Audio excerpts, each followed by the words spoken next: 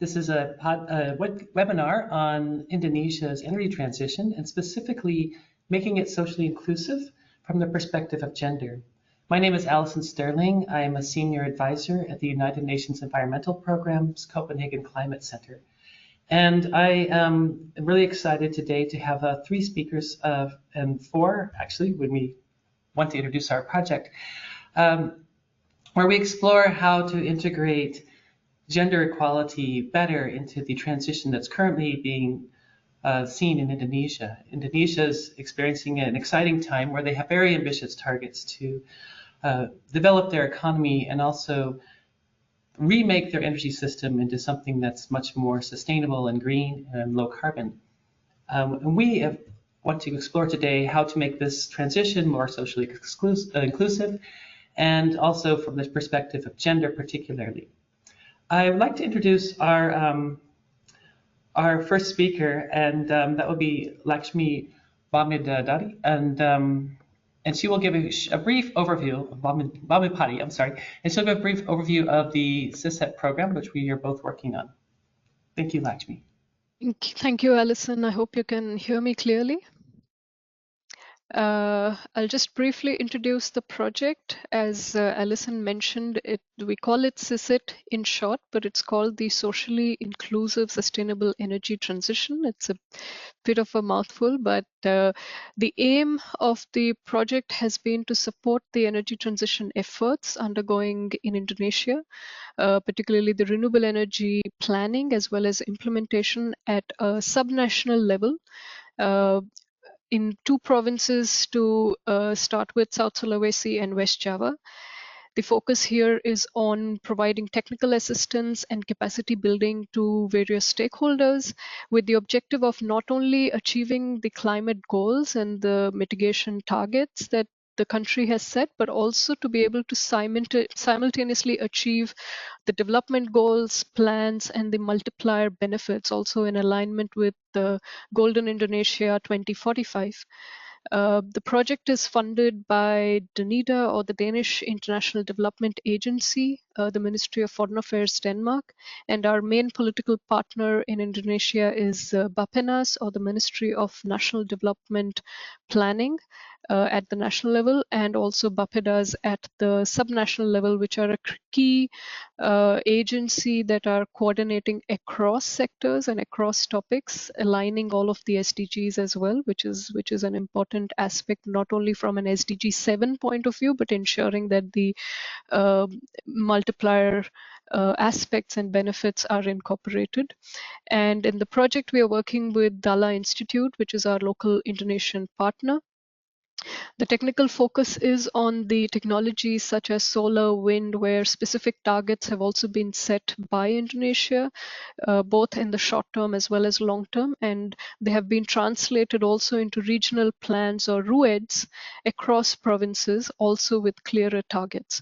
But in the project and also in the topic that we are discussing, I think it's important to note that it's not only about energy access or large-scale energy availability via grid, but also energy for productive use opportunities, such as solar irrigation pumps in the agriculture sector. And there are several such examples across sectors. But this is important, particularly to stimulate skill development, to stimulate jobs, and also income opportunities. To briefly mention, more recently, we've provided inputs also to the RPJMD process at the provincial level, and recently held a workshop in South Sulawesi in Makassar in June, where we had FGDs with across sectoral agencies and also technical agencies, including ASDM, but also including education, workforce, women empowerment, and the NGOs.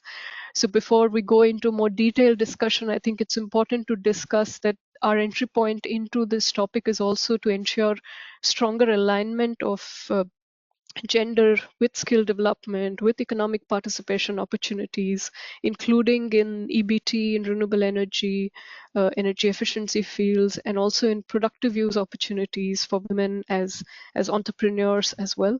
But we'll hear more from the experts today, and I'll hand over back to Allison for continuing the webinar.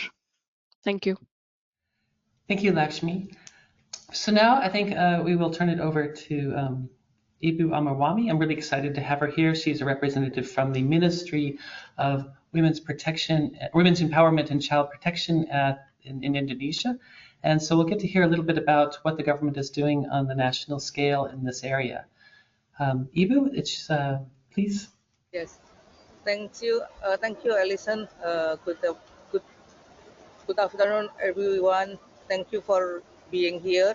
I will sharing about national perspective on gender equality in Indonesia energy transition process. We have um, a commitment to reducing emission by 2030 through nationally determined contribution with long-term project, long-term national program and a middle-term national program. In this is we Indonesia committed to reducing emission by sorry.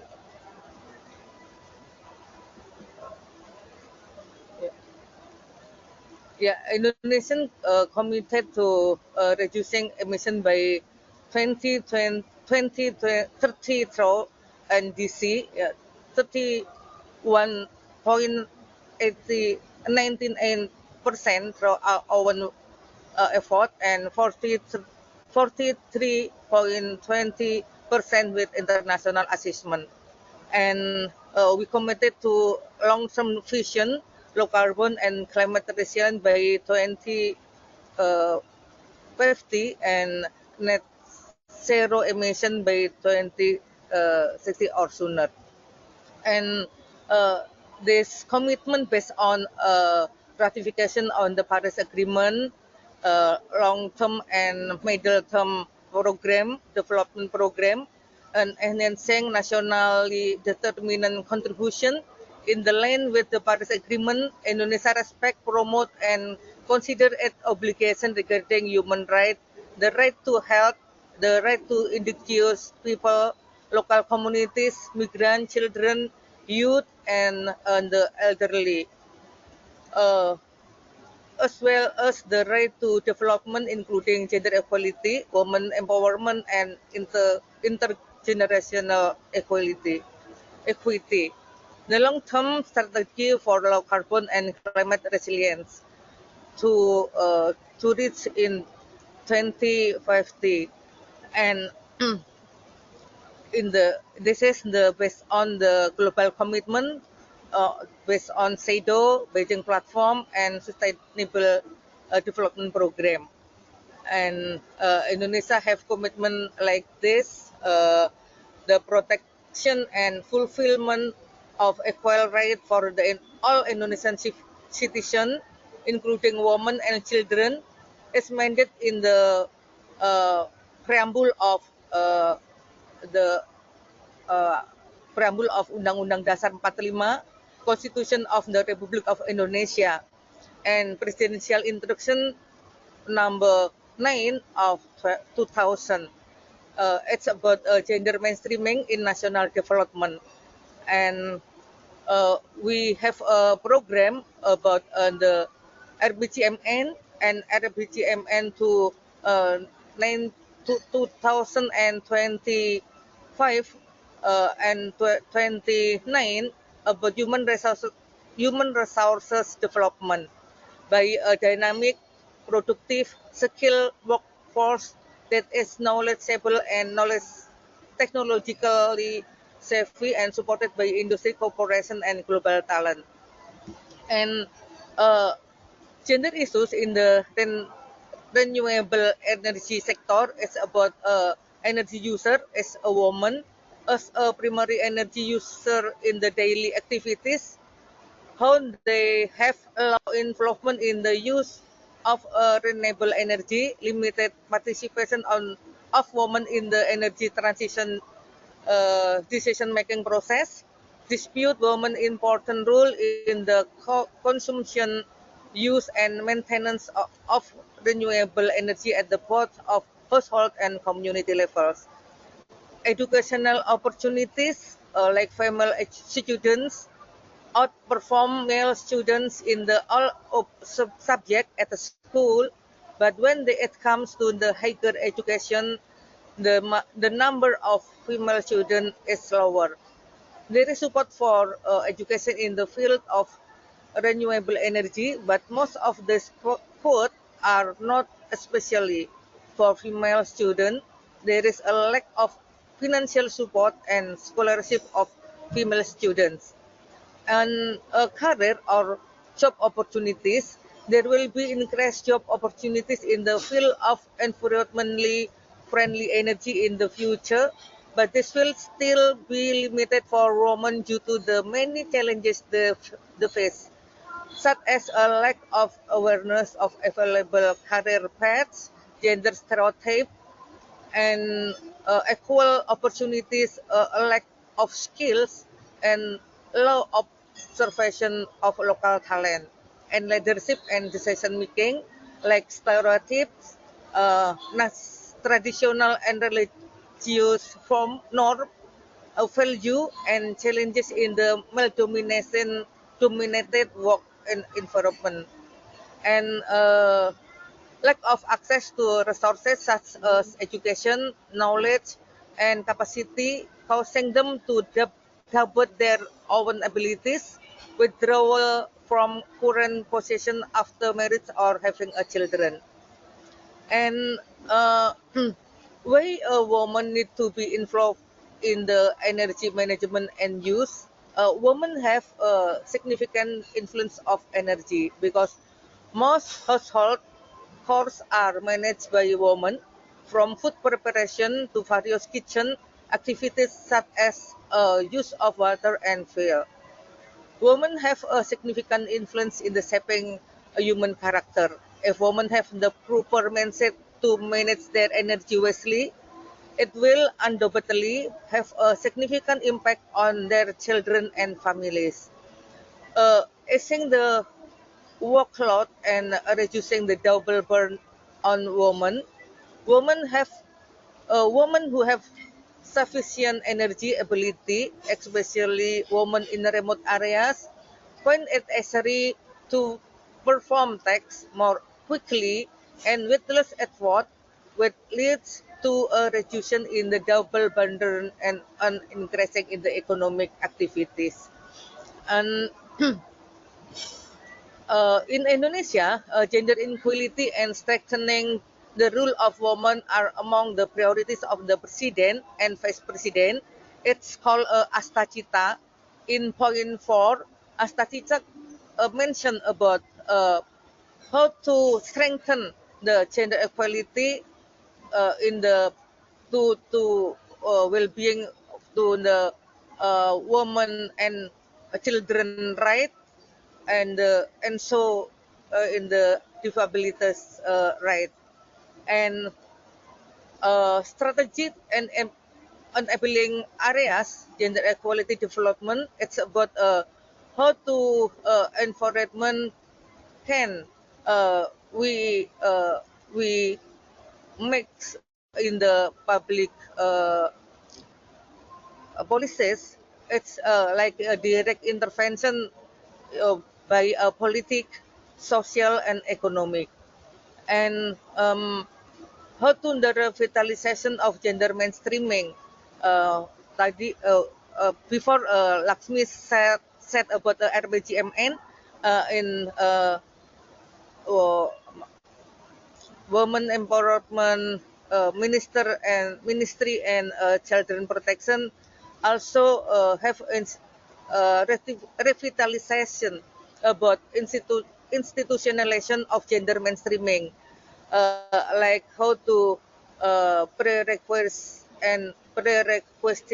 in the ministry, agency, regional policies in 7 processes, and human resources and ministry, our agents, our agency or regional internalization in 7 processes too, and we have a sector data from BPS. BPS is Badan Statistik Nasional, they reduce that data to the national in Indonesia. And currently, the presidential regulation on the national strategy for gender equality is undergoing harmonization, while the Minister of Women's Empowerment and Child Protection has issued circular letter number 1 of 2024 on accelerating the implementation of gender equality in the national development. And we want to inform that how to gender mainstreaming in budgeting. We intervention to the ministerial renstra or ministerial development planning in the RPJMN and in the RPJMD by gender budgeting, gender action budgeting, like how to gender responsive budgeting. Documents include ministry or agency work plans and budget things to the their planning. And we also intervention to the gender action budget, like gender responsive budgeting. And how to tackle climate change budget in Indonesia. Since 2016, climate budgeting tagging has been organized by the Ministry of Finance with support from UNDP. The aim is to access the government in the tracking and identifying climate change output and budgets that contribute to the NDCs and our climate change policies. By legal basis, Minister of Finance regulation number 62 of 2023 concerning budgeting planning, budgeting implementation, and financial accounting and reporting. And by system climate change budgeting tagging is integrated into the national planning and budgeting system in Krishna. We call as Krishna to be input by all of the ministry to taking the budgeting their ministry. And guidelines, technological guidelines for climate change budgeting have been developed to support relevant ministries. And today we have intervention to the budgeting tagging to all of ministry in Indonesia. And how to the gender responsive budgeting tagging at the local level. Regulation of the Minister of Home Affairs number 67 of 2011 concerning amendment to regulation of the Minister of Home Affairs number 15 of 2009 concerning general guidance for the implementation of gender mainstreaming in the regions. In Article R like this, the result of gender analysis refer to the Article 5 paragraph, and to 3 ayat are outlined in the gender budgeting statement. The rules of gender analysis in the GBS serve as the basis of local government in preparing activity term of the reference, like how to input the budgeting program in the tour of reference and form part of their planning documents. And how to gender responsive budgeting tagging has also been integrated in the SIPD. SIPD is a local government information system under the Ministry of Home Affairs, thereby potential leading to double tagging with climate change and as a thematic issues. And the benefit of gender integration in improving in the effectiveness of climate finance is efficiency in resources allocation and program effectiveness, operational benefit, and long-term economic impact. Like her potential GNP recess of up to 12%, reduce social costs, gender responsive climate program, reduce health costs due to population save time and increase productive time. And besides that, we financial resource mobilization, better and broader access to local and international funding. And uh, besides that, challenges faced by women in the energy sector, like existing energy policies and regulation, do not yet integrated a gender perspective. And since gender climate change are mainstreaming issues, gender awareness and understanding are needed in development-related policies and programs. And the social perspective that energy is male-dominated means that women are generally reflected the become too involved in the renewable energy initiative due to several factors. It like masculinity associated with advanced technology, form of technology that are considered unsustainable for women, and household chores and rule in the local economy are considered barriers to further involvement in the energy sector. And how to national action plan on gender and climate change. We have capacity building, knowledge management, and community. And we have a gender balance, women's participation and leadership, and coherence and coordination, and gender responsive implementation and means of implementation. And the last is monitoring and reporting. Uh, I think it is all of the ministry program and how to become a gender equality can be implemented in Indonesian. Thank you for this. Uh, and I send back to Alice. Thank you very much. Thank you so much, Ibu. It's been a real honor to have you with us today, and I'm really glad this could work out with your very, very busy schedule.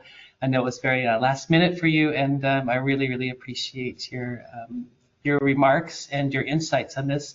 Especially, you mentioned a lot the long-term strategy for the low carbon and climate resilience.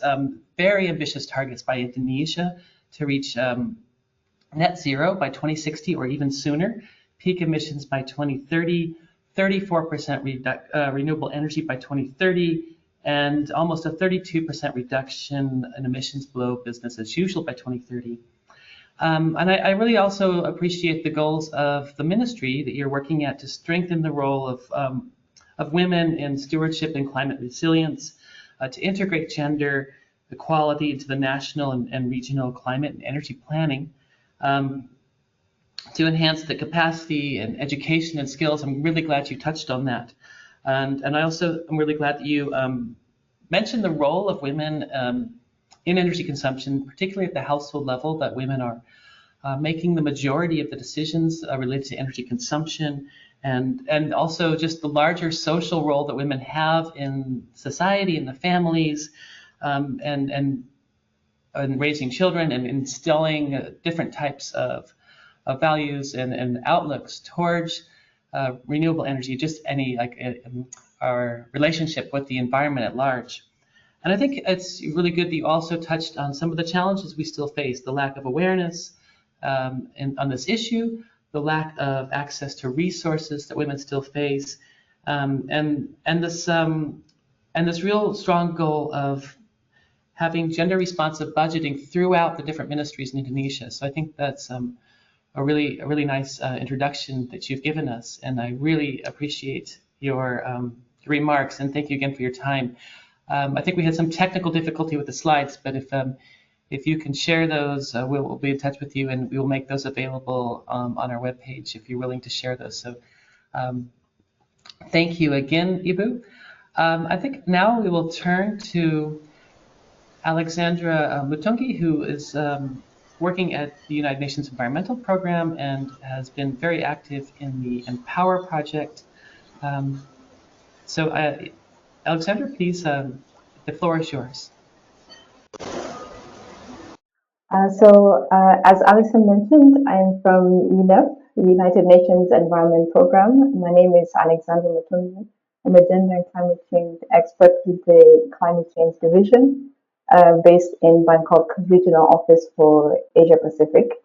And today I'll be taking you through the Empower Women for Climate Resilience program, and mainly focusing on the lessons that we've learned from Southeast Asia and in Indonesia as well. So just to give the context of the challenge that Empower is trying to tackle is, we all know the climate challenge, but specifically the social aspect of climate change is increasingly showing trends of poverty and hunger, increased rates of child marriage, and domestic work has increased burden on women. There is also limited access to financial services and climate-induced mobility, where women actually have less mobility than other genders.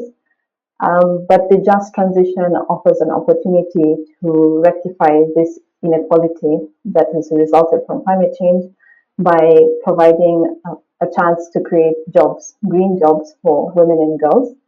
And the enabler of these job opportunities are climate policies with a gender focus, as well as development of gender and environment data to monitor these policy implementation, and development of innovative financial models that can be mainly focusing on improving the agency of women and marginalized groups.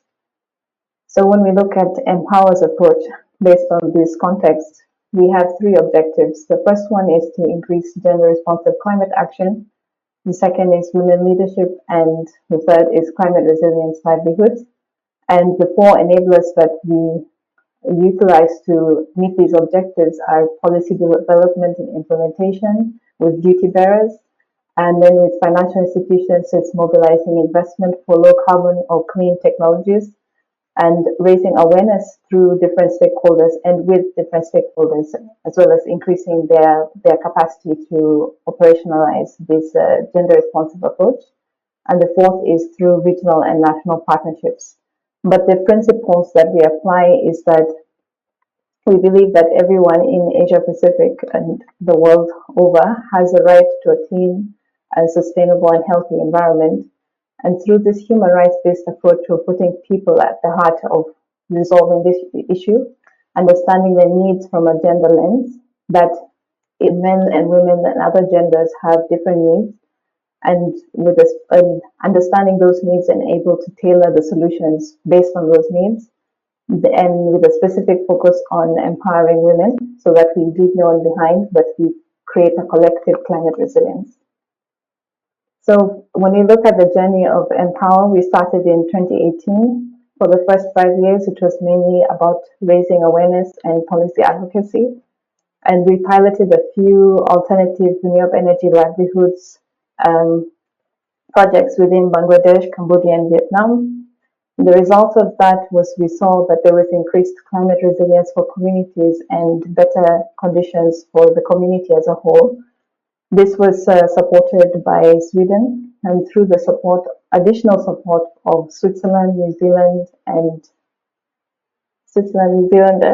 Germany, we were able to launch the second phase of Empower to scale the lessons that we had learned and the partnerships that we had formed, and expand it into Indonesia and Philippines, with our main focus being expanding the approach on gender responsiveness within the national and regional climate policies, as well as advancing economic models that support women-led businesses.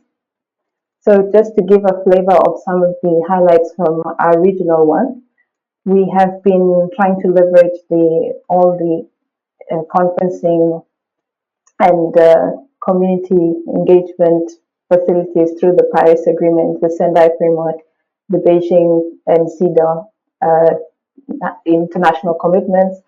And so, for instance, we did the 12th APFSD, in which we mobilized a mechanism of CSOs that represents 600 of them from Asia Pacific to talk about just energy transition. And we've also taken part in the Standing Committee on Finance to to kind of propose some of the measures on gender and social inclusion that should be monitored and financed. We've also had multi-stakeholder dialogues on gender equality and climate action that led to a call to action that was fed into the COP29. We've also given concrete examples of climate action with a gender lens towards the Beijing Plus 30 Asia Pacific Review, just to mention a few. And how we link the policy to action, because really at the end of the day, a policy is only as good as its implementation. We work with the governments, private sector, and financial institutions, and it's nice to see Ibu's presentation because we are actually working with the Ministry of Women, Empowerment and Child Protection, Ministries of Environment, Social Affairs, and the ministry focusing on SMEs, as well as institutions like IIX and CIMB, etc. And we've supported them with the development of the National Action Plan on Gender and Climate Change that was submitted to UNEP. We've also done some gender work on one disaster data platform with the disaster ministries. And this is then fed into activities to identify the rights holders. These are the rural communities that are most affected by the climate crisis that also have agency. And we provide them with the capacity building, the technology to also inform the policies, to inform the data, to inform where the finance needs to go, and to inform the multi-stakeholder coordination. So to dive into policy action in Indonesia, as I mentioned, we did the submission of the Gender Action Plan to UNEP, and this was a multi-stakeholder consultative process that involved women NGOs, private sector, media, and it brought together about 200 people from 50 different institutions. But we also moved beyond the commitment to institutionalizing these commitments into policies. And we facilitated cross-sectoral collaborations between the Ministry of Women, Empowerment and Child Protection and the Ministry of Environment and Forestry, so that there's cross-learning and peer exchange. And then there's a capacity building aspect of the Indonesian delegation to the COP29, specifically on building capacity on gender equality and social inclusion. And we also supported them with integrating gender into their own position papers towards these high-level negotiations. Sorry, let me go back. Then part of the work that was also upcoming is our work with the Ministry of Energy and Minerals to do a technical assessment of the needs that they require for policy, for market assessment when it comes to renewable energy deployment, as well as skills development and seeking financial opportunities from different sources like banks, investors, etc. And with our CSOs, we are going to be doing focus group discussions and assessments of policy gaps to best understand how we can improve the gender gaps that are missing, as you had already mentioned some specific aspects. And like with the Duanya, we're also doing feasibility assessments to understand how we can support women-led businesses, what kind of training they need. So making it more of a needs-based approach to our intervention. And when we look at our support to mobilizing finance within the region, we had a target of $20 million, but we've already managed to mobilize 56.9 million. And we've reached over 4,000 women enterprises, helping them to access finance for renewable energy or low carbon technology. And where we still have a gap is we've managed to achieve capacity building for duty bearers and marginalized groups of about 2,000. We have a target of 7,000, so there's still some more work to be done. And now when we unpack the access of finance within the ASEAN region, this gives you a snapshot of some of the investments that have already been committed by different microfinance institutions and banks. So for Indonesia, we have generated about 18 million in commitments. And we also have the regional instruments here, like accelerator programs and grant facilities. And we also try to leverage innovative finance from the private sector. We've managed to achieve this through 4 accelerator programs to date that mainly focus on mobilizing finance for women-led enterprises within clean technology, specifically focusing on agri-food, mobility, cooling, digital innovation, etc. And so far, we have managed to help 76 women-led businesses to connect with 46 investors, and 6 of which have already done matchmaking and signed 20 NDAs for Asia. When we focus now on Indonesia and how much finance has been mobilized, we see that 18.5 million has been generated as commitment, and 2 enterprises have received support for financing, and 245 built capacity on how to advance gender-responsive climate actions. And the mechanisms that have been mobilized specifically for Indonesia, you can see that there's been subsidies on interest from CIMB Niaga, and then IIX has supported with matchmaking and capacity building to financial institutions through accelerator programs. But apart from mobilizing finance, we also support financial institutions with their capacity and understanding on the intersection of climate change and gender. So Empower developed a guidance note, the Environmental Social Governance Assessment, or ESG, in which contains a checklist for them to assess the minimum eligibility for what an SME that is women-led should look like. And this also helps them to effectively monitor their intervention and impact in a gender-responsive financing approach. So the other aspect of Empower, so we've done the policy, we've done the financing, but now when it comes to representation of women in energy and climate decision-making in Indonesia, we've done this in different aspects, from capacity building of communities to youth engagement and public campaigns. In the capacity building aspect, we've held a number of trainings for women leaders and also helping them come together as groups. For example, in south of Indonesia, Nusa Tenggara, if I'm correctly pronouncing it, there were 6 villages and 80 women members who were given the capacity to enhance their resilience and promote gender mainstreaming in local actions. And we also provide them with the technical support so that when they're making this advocacy, it's coming from a sound science policy perspective. And for youth engagement, we have been leveraging the 16 for 16 Youth Network and Green Welfare Foundation to expand youth engagement within Indonesia, leveraging the social media that most youth nowadays know very well to use, but training them specifically on how to utilize it to advocate for gender, for GBV, for climate change at national and global forums. And also we're also facilitating CSO engagement in regional and national conferencing. Public campaigns, for instance, include student-led workshops, as well as helping the activism connect the intersection between climate change and gender-based violence, just to name a few. And then on the 4th aspect, when it comes to now enhancing climate resilience livelihoods, we have the example of some of our implementing partners.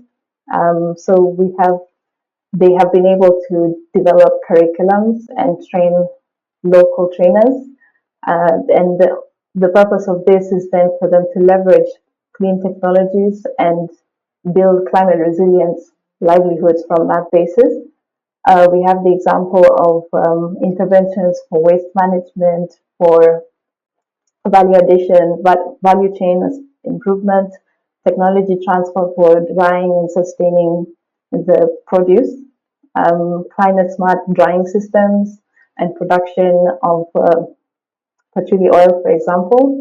Then for IIX, we have been facilitating workshops in which we can showcase the best practices on agricultural activities that can be led by the local communities, as well as helping the local communities through IIX, access investment, and also understand the opportunities and challenges in relation to investments.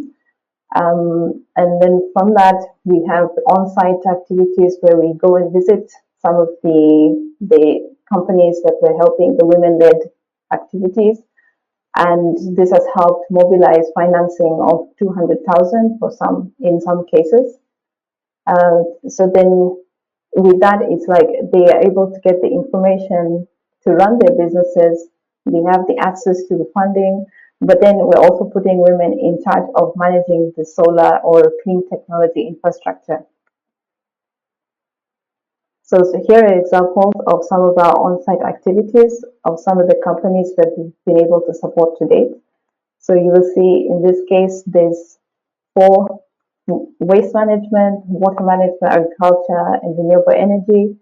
And the main challenge that they all face is the high cost of being able to adopt renewable energy technologies. And there's also limited financing opportunities. And this is where Empower comes in. So this is a snapshot of Empower's reach in Indonesia. 6 advisories supporting to raise funds, over 800 women taking part in our trainings, local trainers, 21 local trainers in South and West Indonesia, 500 SMEs identified to receive funds, potentially 10,000 social media engagements, and 10,000 ultra micro being SMEs who have been identified as beneficiaries, and 3 curriculums that have been developed. So just as a quick next step of our stage of improving climate resilient livelihoods within Indonesia, we are going to be doing further feasibility assessments of markets and training more women-led entrepreneurs on renewable energy use, increasing their financial literacy, and enhancement of household technologies. Then we're going to be doing collaborative workshops between the implementing partners, mainly the financial institutions, and potentially collaborating to develop large-scale financing projects for renewable energy. So some of the challenges that we've encountered, and please let me know if I have run over time. The gender gap in energy transition is that for the policies, we're finding that there is low recognition of gender-specific vulnerabilities of the different gender groups. And therefore, in policies, you find it's a very gender-neutral approach that is applied. And this is exacerbated by the lack of sex, age, and disability disaggregated data, and low representation of a diverse group of stakeholders when it comes to decision-making processes. But we believe through policy development and implementation, there is an opportunity to create a more diverse discussion around policies that involves not just the usual practitioners or government institutions, but opens up to vulnerable communities, and therefore we can co-create energy transition roadmaps. We believe that also implementing gender mainstreaming analysis across the entire climate policy cycle can enhance the needs-based approach towards climate resilience building and a just energy transition, and development of data for gendered climate impacts at the local level will help to inform those policies. On the finance gap, there's data literacy challenges, there's lack of infrastructure and slow investment in women-led MSMEs.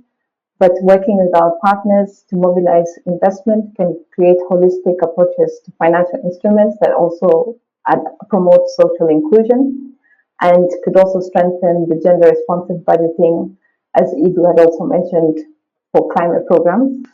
For stakeholder engagement and capacity building, one challenge we've seen is that oftentimes there's tokenization, that women and marginalized communities are represented but not meaningfully engaged in decision-making processes, and therefore the policies that come out of it may not be as influential or impactful to the people that matter most, and cultural restrictions may limit women's participation. However, with the regional and national partnerships that we have identified, we're finding localized training programs is catering better to women groups and incorporating their traditional knowledge. So just to, as a parting shot, in order to advance the just energy transition, we need to mainstream gender across all levels of governance, including climate finance and in building capacity of women and marginalized groups, and fostering, where we can do this through fostering public-private community partnerships, mainly on the meaningful engagement of communities, and to ensure that this is a sustainable approach. These need to be scalable models that are institutionalized and have proper commitments from the duty bearers, that there needs to be intersectionality and understanding of climate and gender responsive approach, and to create monitoring and accountability frameworks to ensure that we're actually having impact at the end of the day. Yeah. So if you would like to see some videos, I'll leave this here. And if you want to get the resources from the Empower program, feel free to scan that QR code. I will stop here. Thank you. Thank you so much, Alexandra, and we'll make those resources available at the end of the program for those who are interested in learning more about Empower and the successes it's had. And thanks for touching on all the work you've been doing in terms of policy and finance and stakeholder engagement. I really appreciate this people-focused approach, or the needs-based approach that the Empower program has taken. So I think that's a really, really useful insight and dimension to this question that we're exploring today. I think now we're going to turn to our final speaker, Maya Muchlis,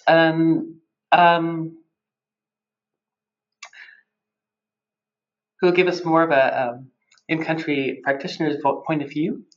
After Maya's presentation, we'll move right into a discussion. And so I invite anyone who has any questions from any of the speakers today to put those into the chat so we can use them to launch our discussion. The floor is yours, Maya. Thank you.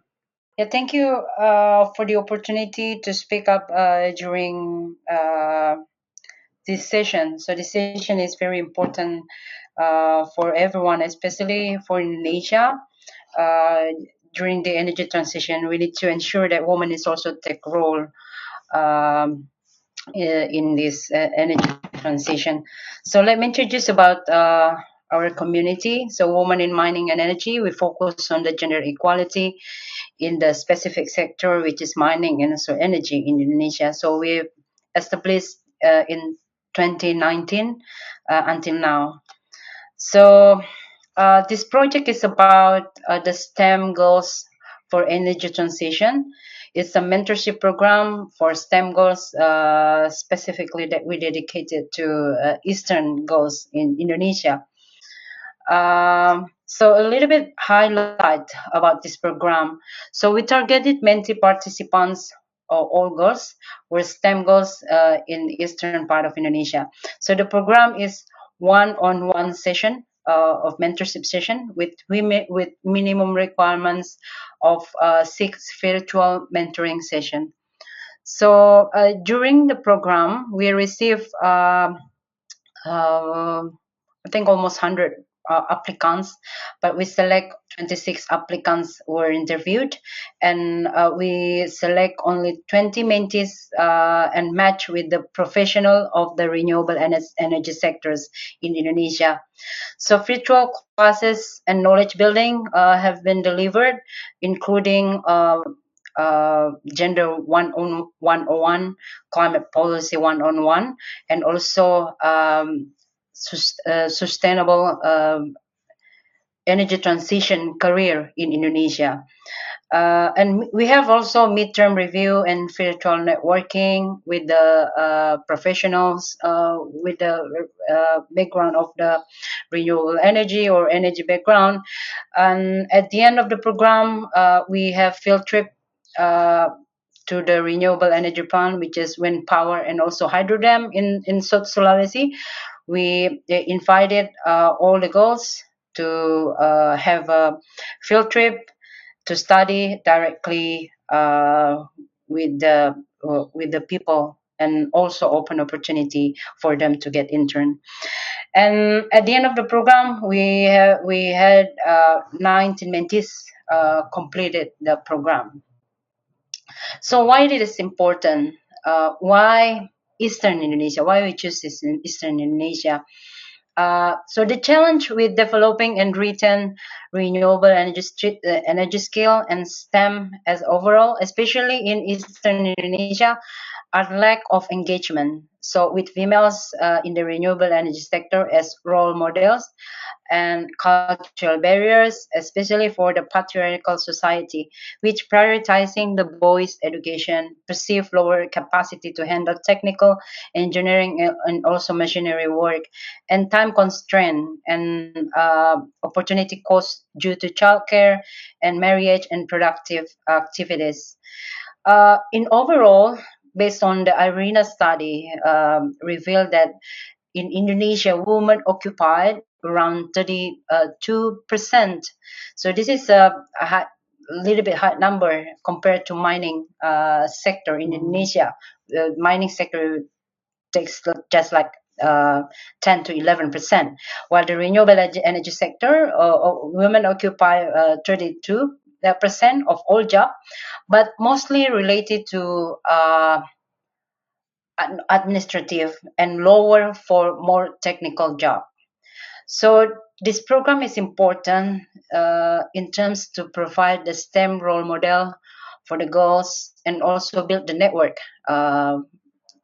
within the youth movement and STEM education, and also provide training for 6 months by connecting them with the renewable energy professionals and also practitioners in Indonesia. So pretty much highlight about the socialization. So we engage at the beginning of the program. We engage with the several universities in eastern part of Indonesia. We signed the MOU. We encourage all the girls to apply for this program.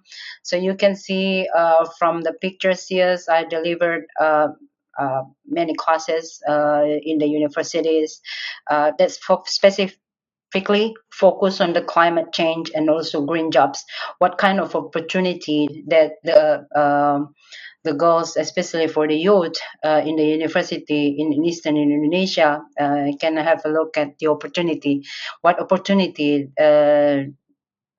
that may offer for the energy transition in Indonesia. So last year we also have kickoff program. So after we engaged with several universities, signed the MOU, and selected the mentees, and then we had a kickoff program where we invited people from the ministry, especially for the Ministry of Manpower and Children Protection, Ministry from Energy and also Mineral Resources, and several practitioners in the kickoff meeting last year. So this is an important milestone that it's a milestone for us to kick off this program and to connect the girls with their mentors. So you may look at on the picture here, some of the mentees met their mentors in the offline session during the kickoff, but because this event is hybrid, then some of them also join hybrid.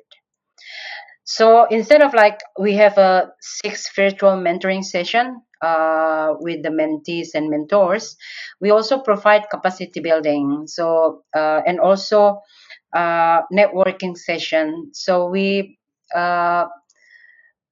provided capacity for the girls, how to improve their CV, how to attract the recruiter, what kind of jobs or skills, specific skills that they can learn since in their last semester. So they can take shape their skills since the very first beginning. So they will feel ready when they enter the job market in the future. You can look at like several capacity building that we provided during the mentorship session, and at the end of the session, at the mentoring session, after they completed 6 mentoring session, then we took all the girls to the wind power plant in South Sulawesi. We connect them with the practitioners there,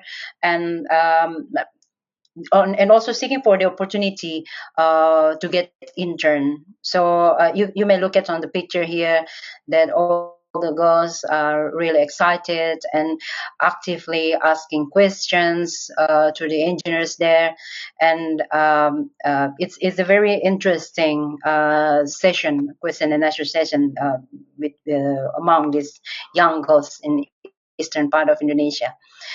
Impacts and result. So during the 6 months mentorship program, so we observed that a lot of mentees provided testimony that they are their increased confidence and clarity of purpose of their career readiness, and also skill building, gender perspective, integration, mentorship as a lifeline, because their relation with their mentor is a lifetime relationship. So they both can discuss about soft skill or even a personal matters, technical skill. So it's a lifetime mentoring. It's not just limited to 6 months, but it's a lifetime learning.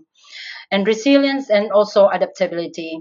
The short-term impact is one mentee leveraged their internship opportunity, one mentee accepted position as a science teacher, and also one mentee accepted position as a warehouse staff in power service company.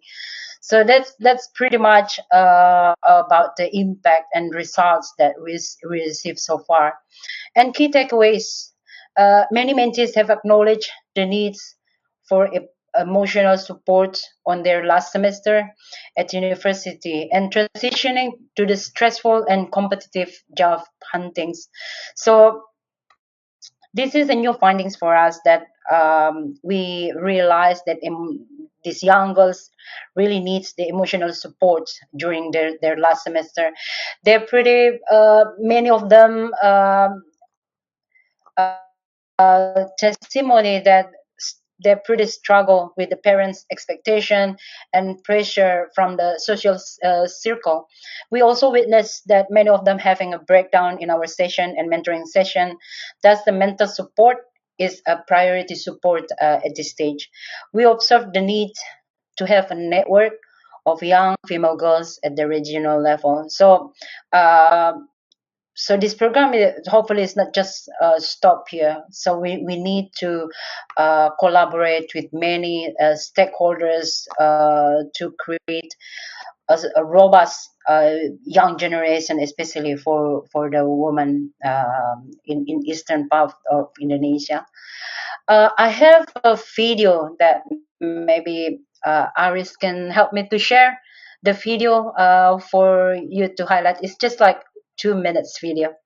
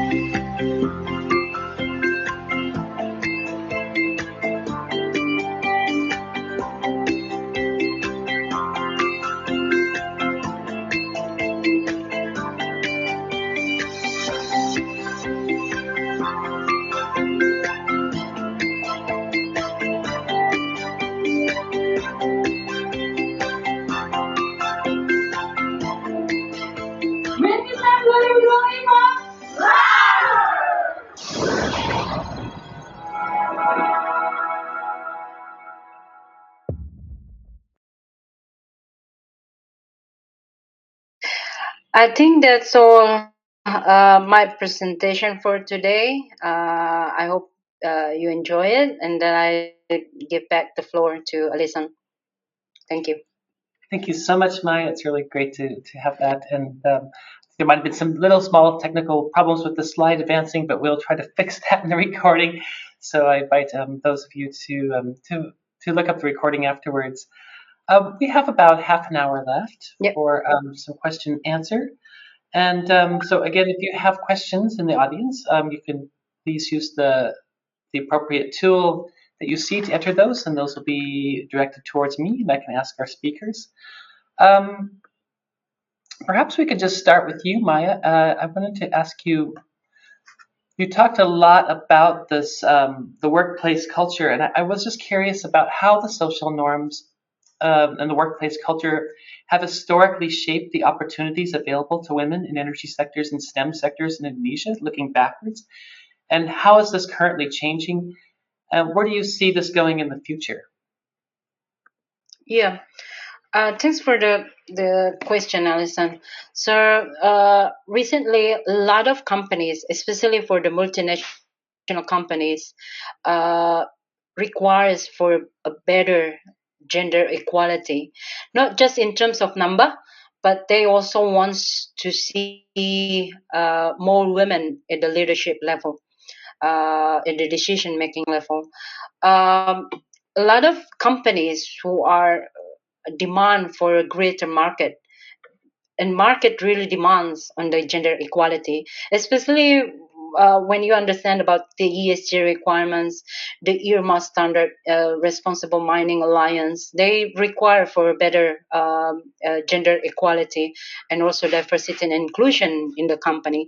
So I believe in the future, with these better standards, international standards requirements, a lot of companies, if they want better access for the financing, if they want a better market, have a good price in product for their product in the market, then they will see this as an opportunity for them to improve their performance and also governance within the organization. So yeah, and for the government side, I think what Ibu Amurwani mentioned, I think it's pretty clear that the government have a strong commitment to see this gender mainstreaming as a part of the Indonesian national development in the future. So when we work together and then see this is as important to see more women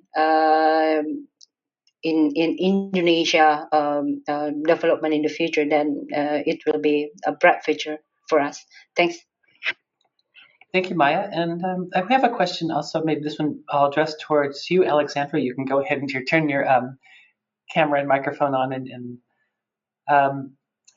So there's a question about benchmarking practices. And are there any benchmark practices or lessons learned from implementing policies and other programs?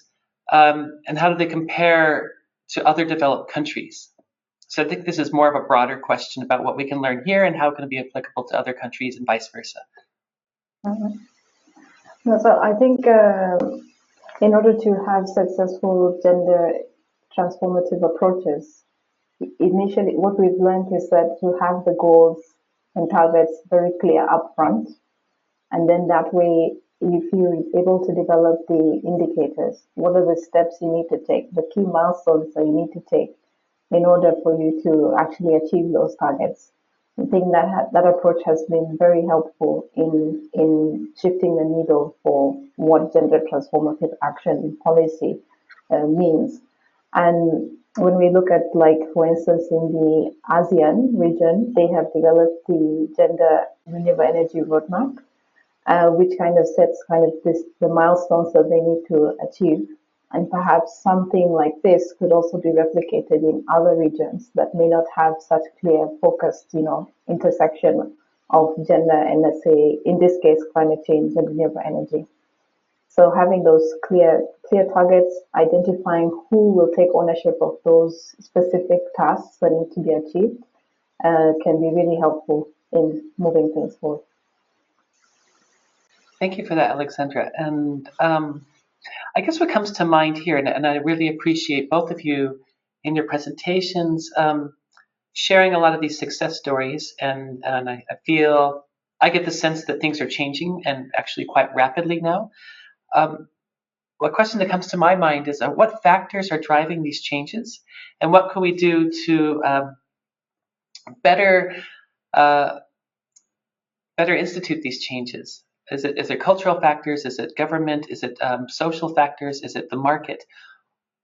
What are the main drivers for these changes that we're seeing?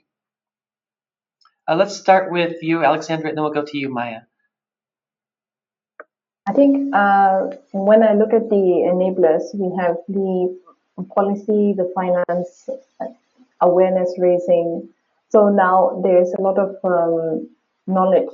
There's been a lot of advocacy around gender. And we're seeing that if we continue business as usual, it is no longer going to be sustainable. We're seeing more and more people becoming climate vulnerable. It's not just Asia Pacific, but even globally. So I think with that as a key driver, that we need to have a paradigm shift and think innovatively.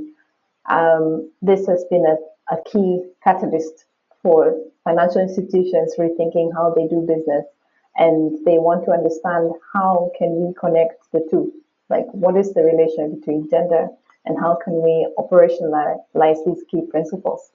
So as they are reaching out to agencies like the UN, we are also seeing an opportunity to create resources and tools that can help financiers, policymakers to make that shift. And if we continue with the generation of data, that could be very helpful in also providing the evidence base to say that these gender responsive approaches actually do have impact. Thank you. And Maya, do you want to touch on that as well? Yeah. So in addition to what Alexandra said, I think partnership and collaboration is very, very important. It's the key driver change for us to keep moving forward with this agenda. The approach, it should be top to bottom and bottom to top. We should do that at the same time.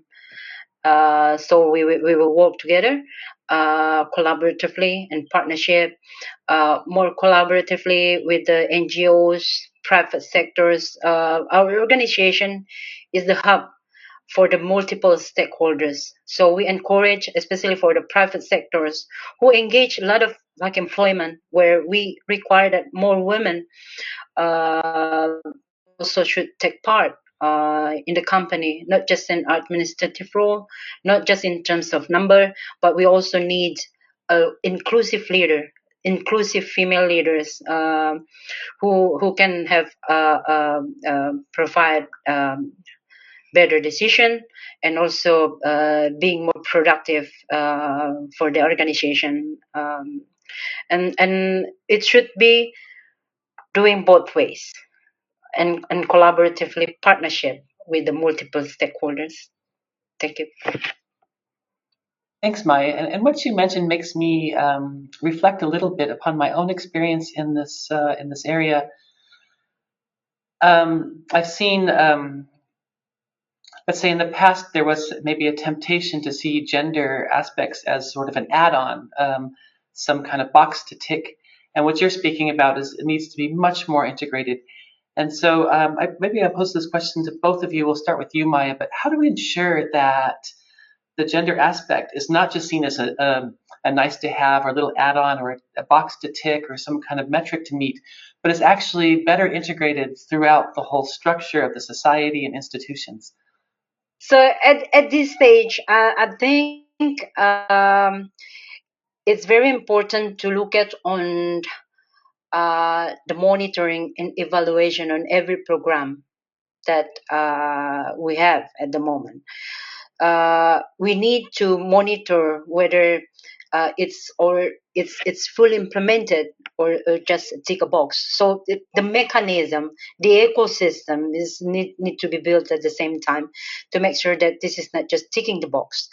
And the key lesson learned from every program that already implemented, every plan, whether we're not just talking about numbers. Numbers is sometimes it's a little bit tricky with numbers. If just ticking the box and then if they meet the target with 50-50, and then what?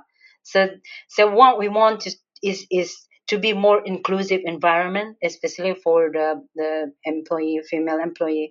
We need to be more inclusive environment, not just about number, but we want a better quality of working place, especially for the working mom, for the young female who have just started their career. They will feel secure and safe to work at the same time. Thanks, Maya. And I don't know, Alexandra, would you like to touch on that question as well? Yeah, sure. No, just to complement what Maya has said, she's raised very pertinent points. Is that yes, we have to understand the context of the people, the duty bearers, as well as the communities that we're trying to create interventions for, and then understanding what are the specific needs that they have when it comes to gender and how they interpret this as a principle. Then from there, it's now tailoring the tools and resources that can help them meet their needs.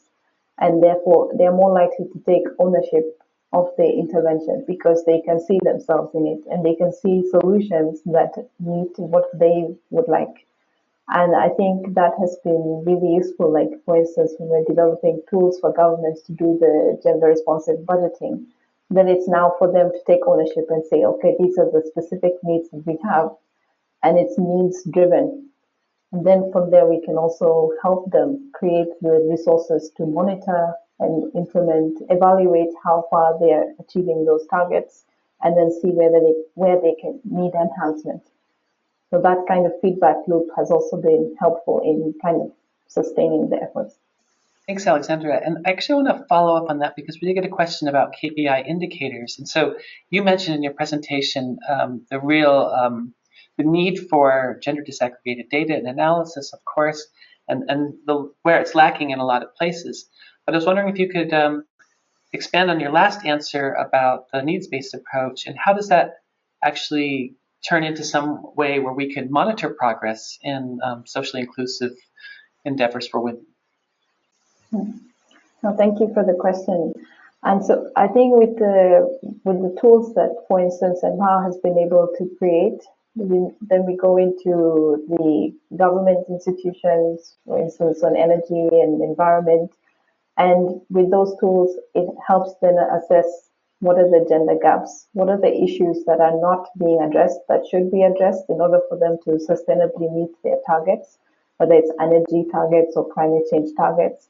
And then from there, at least we have a baseline upon which then we can build on specific milestones that they need to achieve. And as we identify what targets need to be achieved, then we can also align it to who needs to take ownership of those specific activities. And therefore that can enhance the ownership aspect and meeting those KPIs. I hope that has answered the question. I think so. It's a tricky balance. Of course, you don't want to have indicators that are just generic and ticking boxes. They need to be very much needs-based, from what I understand from both of you, and both top-down and bottom-up, and developed through the ecosystem of the Institute and the society at large. But then we also need this data to monitor progress and to better adjust and shape our responses and our strategies. So I think that's very helpful. And of course, I guess it's also, and maybe I'll ask this to both of you, I guess I want to know how local are the varying needs? Do we need different types of metrics and indicators for different areas, for different regions? What is the geographic and cultural specificity of these? And maybe we'll go to Maya first. Yeah, from the geographical context, I think the indicator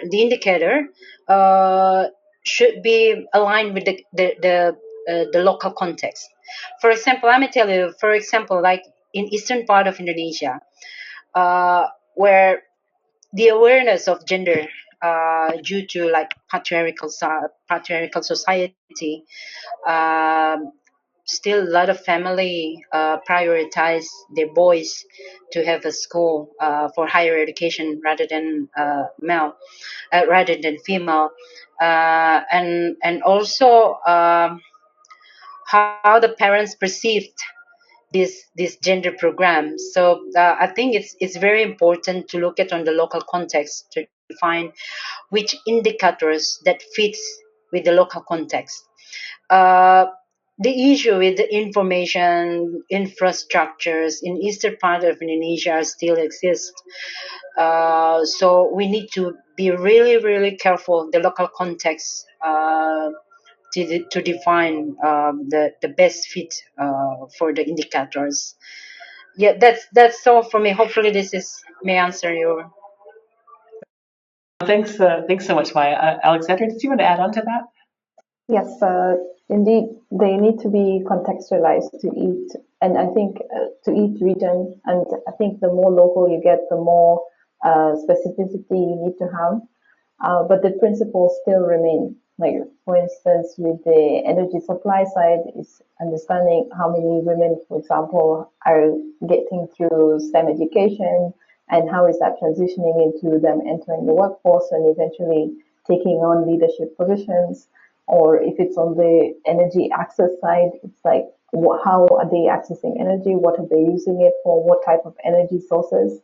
But then it's like, for each situation has its own complexities, and how we operationalize those indicators will also play a big part in the local context and understanding that. Yeah, great. Thank you. And I think that really underscores one of the main findings also that we are having from our project in SISET, that we really need to understand things at the very local level, and that it's really it doesn't necessarily work so well to develop large distant indicators without understanding the local context first. And I think that's a really good takeaway message from this discussion. There's a question I received about they wonder if whether the initiatives by the STEM program from the Women in Mining and Engineering and Empower have an opportunity to collaborate together to strengthen the women's role in the energy transition. So a question about the collaboration from both of your ventures, and how these initiatives could also work together in supporting the programs from the Ministry of Women Empowerment and Child Protection, both at national and subnational levels. So maybe this is a question about, I know the Empower project is wrapping up, but maybe we can project a little bit further and see how these two efforts intersect. We'll start with you, Maya. Yeah, because this program is a lifetime mentorship, so the community is already there. So the community exists now. But what we need is to have a local champion. So this 20 female young talents could be a champion in their area when they come back home, and then they will spread out the spirits of how importance of women. So we need to louder their voice. We need to form a youth network, especially for the eastern part of Indonesia. So it will be very, very helpful for them to have a to expand their network, to get a greater opportunity for them to grow their career. Some of them also have like a mental health support, especially during the undergraduate when in transitioning from university to enter the job market where the pressure is very hard for them. So I would say that like a youth movement network and also mental health support for them who are in the transitioning from university to enter the job market will be very helpful for them to grow their career and to exist not just in administrative role, but they also can have more technical jobs where it will allow them to be at the higher position in the future. Yes, thank you. And Alexandra?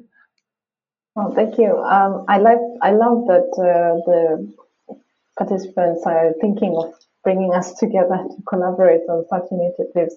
And I think Allison, you would attest that UNEP being a normative, really policy-based organization, we really leverage our partnerships on the ground to implement the environmental principles that we uphold. So we're always looking to partner with local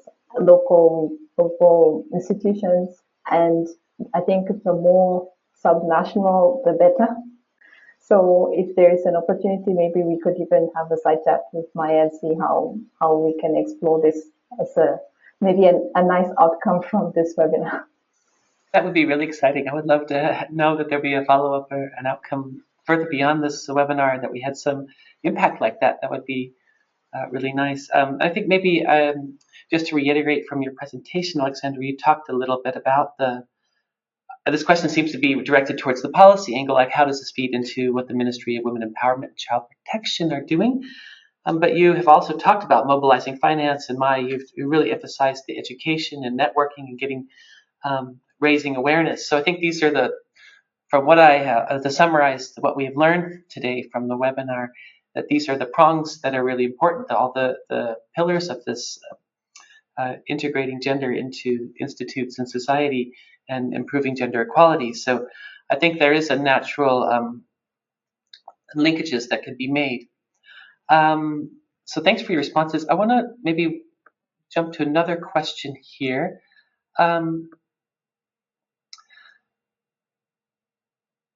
So I want to talk, you guys mentioned a few of the key gaps that still exist in energy planning and implementation when it comes to gender, especially at the provincial and village level.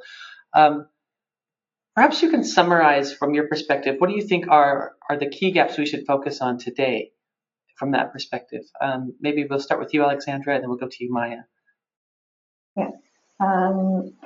So just to re-highlight some of the gaps, the policy gaps, is understanding the gender gaps to start with, and that will entail generation of data. So we need to ensure that we have that strong data baseline in order to understand where we need to create interventions and then therefore plan for the interventions. So as that's under policy gaps, under financing gap, it would also be to increase literacy on financing as well as digital resources, and create more awareness on the importance of leveraging finance for women-led businesses. A third gap that maybe we could focus on or take home for today is the stakeholder engagement capacity building gap, and ensuring that it is more meaningful engagement and not just tokenization of local communities to tick a box. And Maya, what would you see as your main gaps now? Yeah, I want to highlight from the 4 key points. One is the policy recommendation. I agree with Alexandra that we need a better policy reform in terms of gender gaps in Indonesia, how to narrow the gaps. So we need a better policy reform that benefits for women, especially for the energy side. So during the transition, um, our government produces a lot of new regulation that are related to energy transition, but I observe that very little that benefits to women. For example, like energy audit, whether is there any access for women to take more role in energy audit. Women is we are the higher consumer of energy at home, at domestic level. We consume a lot of energy compared to men. So I think it's very important for women to take role.